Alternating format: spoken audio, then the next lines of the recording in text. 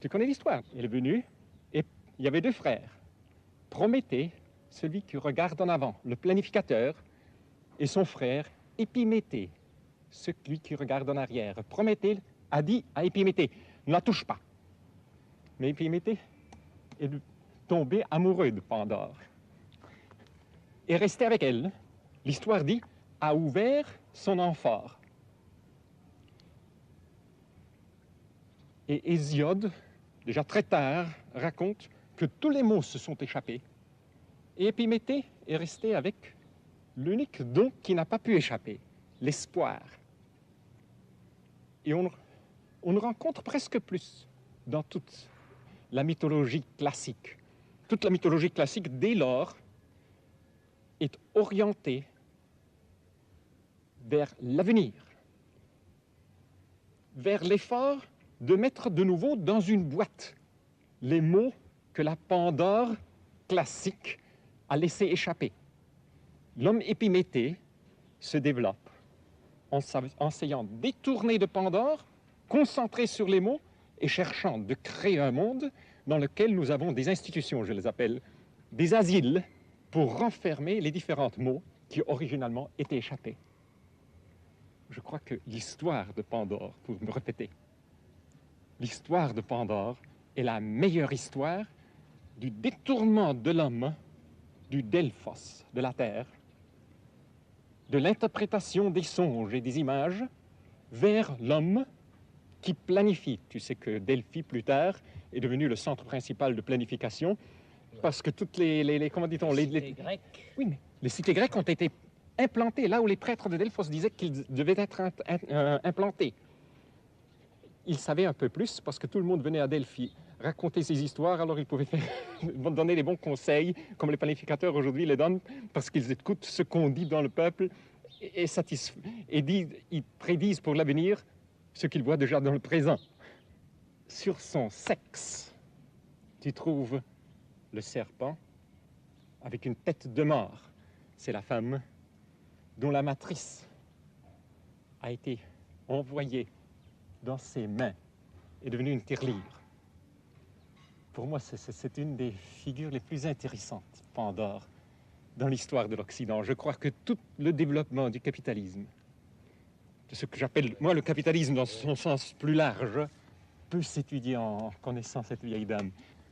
Si nous ne retournons pas, dans ce moment-ci, vers Pandora Gea, qui vivait, et je crois encore qui vit, dans sa cave à Delphos. Si nous ne devons pas capables de nouveau d'être conscients du langage des songes qu'elle peut interpréter, nous sommes condamnés. Le monde ne peut pas survivre. Regarde ce qui s'est passé dans la cave quand elle est devenue une caisse. Les prêtres mâles d'Apollon qui venaient de l'Asie mineure substituaient Pandore dans sa cave et installaient à son endroit, sur le tripode, une petite fille qu'il prenait prisonnier, qu'il droguait pour lui faire dire des choses, et après ça, dans des hexamètres, prédisaient l'avenir, comme aujourd'hui les ingénieurs. J'ai l'impression qu'aujourd'hui, dans une nouvelle forme, une nouvelle Pythia, on dit Pythia en français, oui, non? Oui, Pythie. Une nouvelle Pythie a été établie dans la forme du computer, de la calculatrice, de la machine électronique, qui ne parle plus en hexamètres, mais en dodécamètres, avec son rythme de 12 bits par figure. C'est la fin du monde. C'est la dernière, ultime conclusion à laquelle on est arrivé par la substitution de la Pythia, d'un monde qui voyait Pandore comme tenant une caisse avec, pour la vieille, mère Terre, que nous voyons maintenant, notre génération, les jeunes au moins de nouveau, comme l'étoile bleue qu'on regarde avec nostalgie dès la Lune. Cette Vierge Marie dégénérée dans sa forme dégénérée comme dispensatrice des grâces, est arrivée au Mexique avec les Espagnols. Mais les Espagnols ont trouvé là une autre déesse, une terre de laquelle un autre peuple primitif avait une vision très différente, la Tonantzin, et ont identifié la Vierge Marie avec la Tonantzin, comme les premiers chrétiens ont identifié la Vierge Marie avec la Gaia hellénistique, très souvent pas avec la vieille Gea Pandora. Et la Tonantzin, c'est une déesse complètement différente. Je la vois toujours de notre balcon.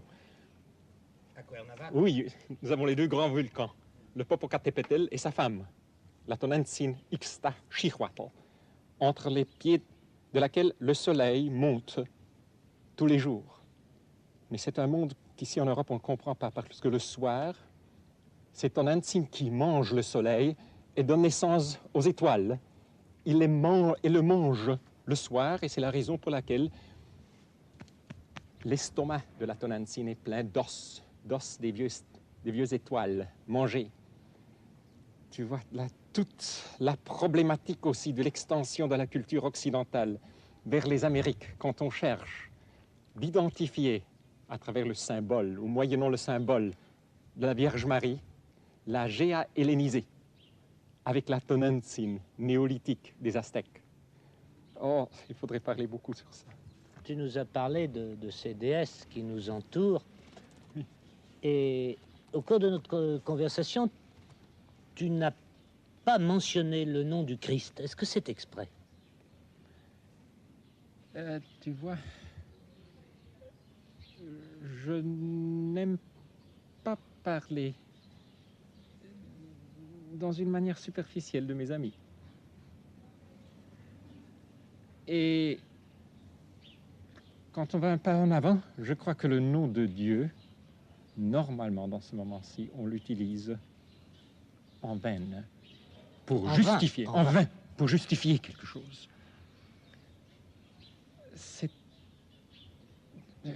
J'espérerais donner de faire savoir que je l'aime sans en parler.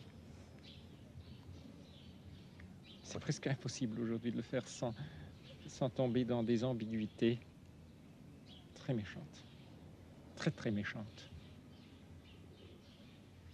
C'est qu'il y a l'institution aussi, et l'inversion de l'institution. Qu'est-ce que ça veut dire quand cette institution se réclame du Christ? Écoute, l'institution se conçoit sur le modèle politique, sur le modèle d'une administration, d'une bureaucratie. Maintenant, de la Bible, je sais que j'ai mes racines en elle. Dans ce sens, c'est les mères. On est fichu avec elle pour la vie, comme toi avec ta femme. Et je sais aussi de la Bible qu'elle est une putaine. Et je cesserai d'être romain, chrétien romain de l'Église que le Seigneur a fondée, si je n'aurais pas le courage de m'identifier comme fils de putaine. Mais ça, ce sont des choses, comment... Tu vois, l'aliénation est telle qu'on voit tout de suite, et avec du réalisme, que si je parlerais de l'Église telle qu'elle est en décadence, en France ou à Rome, ou dans bien des pays en Amérique latine, je m'identifierai avec un parti, des exploitateurs, peut-être des exploitateurs de gauche plutôt que de droite. Acceptons l'ambiguïté d'être des fils d'une mère indigne, mais pas de nous. Et dans un certain sens, ça te fait aussi voir quelle devrait être peut-être notre attitude vers l'institution. Enfin, dans l'Occident, l'unique grande tradition d'étude, d'analyse d'une institution qui ne se définit pas comme État est l'ecclésiologie. Et c'est en appliquant la grande pensée de l'ecclésiologie, en la sécularisant profondément, qu'on peut peut-être dire plus de choses sur ces nouvelles religions qui cherchent de produire des grâces temporelles qui s'appellent l'éducation, la santé, le bien-être, qu'on arrive à une vision plus claire de ce qui doit être une inversion institutionnelle. Les institutions présentes et même l'Église cherchent de produire la grâce lorsqu'elles devraient être des tables autour desquelles je te retrouve au nom du mystère. Et je récupère le sens intime, toujours personnel de l'espérance, plutôt que permettre que l'espérance devienne, comme on l'a dit avant, aliénée et donner raison à ce que, en étudiant la langue française telle qu'elle est, Camus nous donne sur ce point. Mais tu penses que l'Église fait beaucoup de choses, peut faire beaucoup de choses dans l'Amérique latine où mais oui, elle est sur, encore une, elle est en train une de institution. Non. Mais elle est encore une institution qui a du pouvoir. Et pour cette raison-là, elle pourrait utiliser ce pouvoir du côté, par exemple, de ceux qui s'identifient aujourd'hui comme la gauche. Et même la gauche assez radicale. Et certains le font. Mais inévitablement, alors, elle se compromettrait de nouveau avec un nouveau pouvoir qui, dans ce moment-ci, recherche simplement d'augmenter la production, le GMP, au nom de tous. Je crois qu'il faut plutôt chercher dans le message évangélique l'inspiration, le courage, le sens d'humour, le sens de relativité des choses, la peur de Dieu. Je t'explique ce que je veux dire, ce que nous avons juste maintenant discuté, sur la nécessité de fonder la survie du monde sur une nouvelle politique qui cherche des accords majoritaires sur ce qui est assez bon, assez vite, assez de vie. Je parle de la pauvreté d'esprit, dans le sens le plus profond, parce que ce serait des pauvres que sera cette terre, nous dit l'Évangile. Il y a une étrange convergence entre la béatitude de la pauvreté, si on la comprend dans ces termes politiques desquels nous discutons ici, et ce que la raison nous fait voir comme inévitable pour ce qu'on survive dans un monde dans lequel l'homme est devenu presque tout-puissant. Et un grand théologien du XVIe, XVIIe, commentant sur la somme de saint Thomas, sur la relation entre les béatitudes et les dons du Saint-Esprit, fait voir comment saint Thomas appelle la crainte en français, de Dieu, comme la base de la béatitude de la pauvreté. Parce que la crainte qui n'est pas servile, parce que j'ai peur de toi, parce que tu pourrais me battre, mais la crainte qui est amicale. Je ne veux que rien entre toi et moi. La peur des choses qui pourraient m'empêcher d'être en contact avec toi est vraiment la base de cette pauvreté, de cette nécessité de limites supérieures qui doivent venir maintenant directrices pour une politique. Maintenant, tu peux dire que c'est de l'utopie. Je t'ai dit non. Mais que ce soit une croyance dans l'essentielle bonté de l'homme, même s'il est gravement blessé. Oui. Yvan, j'ai encore une question à te poser. Tu as dit tout à l'heure que tu avais tes racines dans la Bible. J'ai l'impression que tu as des pères dans presque tous les pays. Pourquoi t'es-tu installé? Dans la mesure où tu t'es installé, parce que parfois tu me fais penser aux bohémiens supérieurs, comme dit Wright Mills, tu sais, les intellectuels qui vont de New York à Paris, de Paris à Tokyo. Mais t'es-tu installé en Amérique latine et spécialement au Mexique? Mais c'est aujourd'hui ma patrie, oui. Ma patrie, dans le sens que je suis un fils adoptif, pas du Mexique. Je suis par conviction déloyale à toute nation, à tout drapeau. Mais j'ai des amis. Tu en connais l'un ou l'autre, l'une ou l'autre. j'ai des amis. Et l'amitié me tient là, certainement pas des convictions. Mais enfin, tu sais que j'ai eu un peu le même sentiment quand quand je me suis trouvé au travail avec les Portoricains à New York, dans une paroisse. 20 000 gens venus du tropique, dans ce taudis misérable. Là, j'ai connu la pauvreté. Ça, là, j'ai compris ce que ça veut être pauvre, dire être pauvre. J'ai connu le nord-est du Brésil plus tard, mais je n'ai jamais plus revu la misère, l'indignité des Portoricains à New York. Et ça m'a conduit à Porto Rico. À Porto Rico, c'est à ce moment que tu as appris leur langue. Oui, et c'est pour ça que je ne l'ai jamais appris bien. L'espagnol, le portugais, que j'ai appris bien dans notre école de portugais que des Cuernavaca nous avions fondé à Rio de Janeiro, je l'ai appris de telle manière de me perdre dans le carnaval. Mais dans l'espagnol, je parlerai toujours comme un portoricain de New York. Tu parles presque 8 langues. Oui. Quelle est la tienne? Est-ce qu'il y en a une qui est la tienne? Non, je suis un homme sans langue maternelle, je crois. C'est très dur, tu sais, parce que je me suis éveillé à la conscience en 3 ou 4 langues simultanément. Et ça t'explique bien de choses.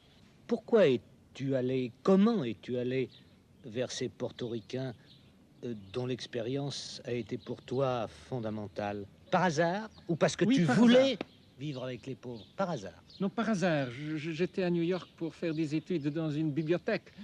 J'ai rencontré les Portoricains à la 108e. J'étais arrivé à New York après les études sur quoi? Bon, disons de profession, je suis cristallographe. Cristallographe. Même si j'ai fait ma thèse en histoire plus tard. Ce sont ces certifications du savoir. Mais je les ai rencontrés à New York. Je me suis fasciné. Je demandais de pouvoir travailler dans une paroisse, ou vivre dans une paroisse où il y avait des Portoricains. J'étais tout seul au milieu de l'addiction à la drogue. Tu étais déjà prêtre à ce moment-là? Oui, j'étais prêtre. Ce sont mes 4 années de travail de prêtre, si tu veux, mais au milieu d'une situation qui est très difficile à décrire. Mais j'avais, je ne sais pas pourquoi, mais j'étais rappelé des années de jouer en cachette en face de Hitler comme déclaré juif d'un moment à l'autre. C'est pendant la guerre. C'est comme ça que je suis tombé. La vie m'a porté à Porto Rico. À Porto Rico, on m'a mis à la porte. À la porte? Oui. Le gouvernement? Le gouvernement, ensemble avec l'Église, parce que je me moquais des folies. Des folies? Des folies ostentatoires, tu veux dire? Oui. De l'incorporation, de la charité à travers l'incorporation dans le marché nord-américain. Et alors, tu es retourné à New York tout de suite? Non. Avec un groupe d'amis, on a décidé qu'il faut créer une base indépendante, une république intellectuelle indépendante. À Cuernavaca, nous avons établi ce centre qui se gagne sa vie et son indépendance en vendant une ressource naturelle qui est tout à fait remplaçable. La langue espagnole, nous enseignons l'espagnol, exploitant aussi les Français. Mais tout le monde qui croit que nous sommes des génies à l'enseigner, c'est simplement la manière de survivre. Nous sommes créés les coups, une certaine indépendance intellectuelle, disons, politique. Et maintenant, nous avons ce club duquel tu sais qu'il y a 300, 400 personnes qui viennent, des pauvres et des riches, des gens de l'Amérique latine et même de l'Afrique, pour y discuter l'un avec l'autre. Et chacun fait lo que le da la gana, comme on dit en espagnol. Une sorte d'université. Oui, mais il n'y a aucun universitaire, y compris la directrice, dans les 60 personnes qui la font marcher, ou qui font marcher les publications ou la bibliothèque. C'est populaire dans ce sens. Et c'est très difficile de décrire si c'est de la vie pratique ou théorique.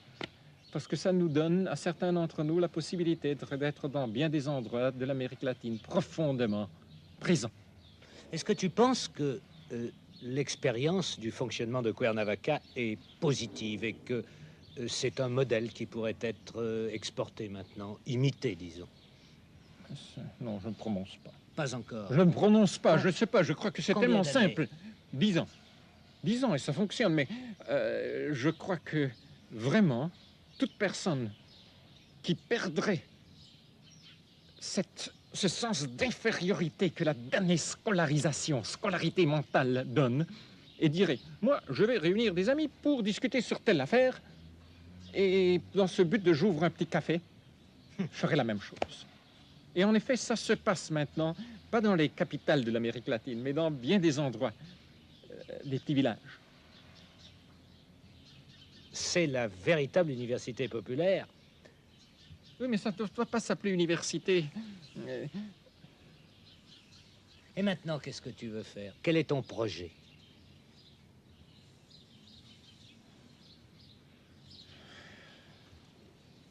Je ne sais pas. Je ne sais pas. Étudier? Vivre. Je ne suis pas prométhéen, tu sais. Mais poète. C'est à toi de décider. Je suis mauvais. Pourquoi t'ont-ils mis à la porte de Porto Rico? Hein? Pourquoi?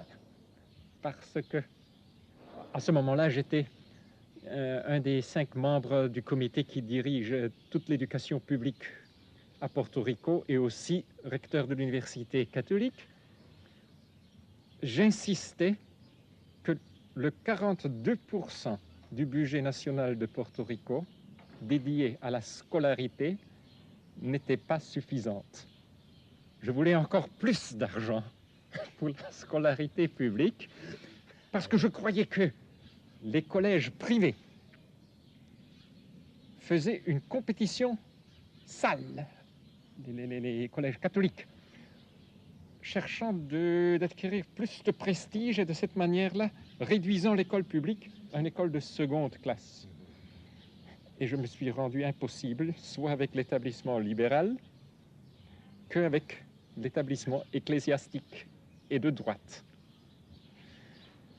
Eh bien, j'ai un peu honte de parler de ça, parce que plus tard, l'analyse de l'Amérique latine, à travers laquelle je me suis promené pendant une année, dans le passage de Cuernavaca à Porto Rico, de Porto Rico à Cuernavaca. Tu t'es promené en profondeur, je crois que tu en as fait une bonne partie à pied. Oui, je l'ai fait comme les vieux Espagnols, à pied, d'un bout à l'autre, et c'est assez long. Mais en tout cas, je me suis rendu compte que mon erreur, que je partageais avec bien des autres, était de croire que c'est à travers une réforme de l'école qu'on puisse changer la productivité de l'institution et la distribution. C'est seulement plus tard que je me suis rendu compte, tant que l'école reste école, son sous-produit non désirable est bien pire que le produit dans ses meilleures conditions, que les gamins apprennent quelque chose. Parce que qu'est-ce que vous voulez? À l'école, l'enfant apprend avant tout que apprendre est le résultat d'un processus d'institution officielle. Il apprend que d'année en année, on devient d'une valeur plus grande personnelle parce qu'on accumule plus une nouvelle couche d'un bien spirituel, d'un bien non tangible. On apprend que ce qui est valable à apprendre, ce qui me servira plus tard, ou peut-être ce qui servira à la société plus tard, c'est ce qui peut être transmis par quelqu'un qui est professionnel. On apprend que enseigner, si on n'est pas professionnellement instituteur, est en quelque forme moins valable. Alors toute la critique de l'école est postérieure à l'année 60. Je crois que nous avons eu un certain succès à susciter la pensée sur la nécessité de la déscolarisation des sociétés, d'imaginer une société qui est plus simple, avec une technologie plus transparente, ce qui suppose les limites desquelles on a parlé avant, auxquelles on doit encore parler. Maintenant, je crois que notre tâche à Cuernavaca serait, et nous y sommes mis totalement, à faire des analyses analogues dans le domaine de la santé, dans le domaine des mythes de la vitesse et dans le domaine habitationnel.